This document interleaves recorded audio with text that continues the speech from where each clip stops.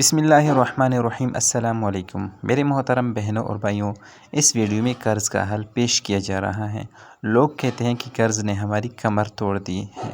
قرض دن بدن بڑھتا جا رہا ہے اور زندگی مشکل سے مشکل ترین ہوتی جا رہی ہے۔ اس عمل سے آپ اپنے قرض سے خلاصی پائیں گے۔ پیارے پیغمبر جناب محمد صلی اللہ علیہ وسلم جو خوبصورت زندگی لے کر آئے ہیں، اس زندگی میں اس کائنات کے ہر انسان کا جو بھی مسئلہ ہے، جو پریشانی ہے، جو دکھ ہے، درد ہے، غم ہے، رنج ہے، تکلیف ہے، اس کا علاج ہے۔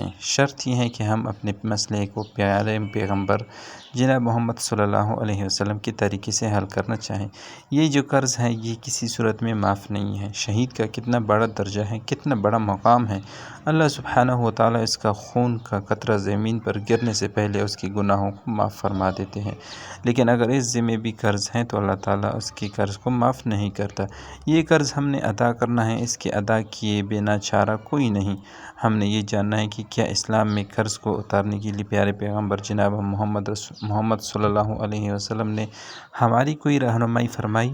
نبی صلی اللہ علیہ وسلم کو جبرائیل نے آ کر بتایا کہ اللہ سبحانہ و تعالیٰ فرماتے ہیں کہ جو مقروض ہو، یہ کلمات نبی صلی اللہ علیہ وسلم کو اللہ سبحانہ و تعالیٰ نے بتائے: اللہم اکفنی بحلالک عن حرامک واغننی بفضلک عمن سواک۔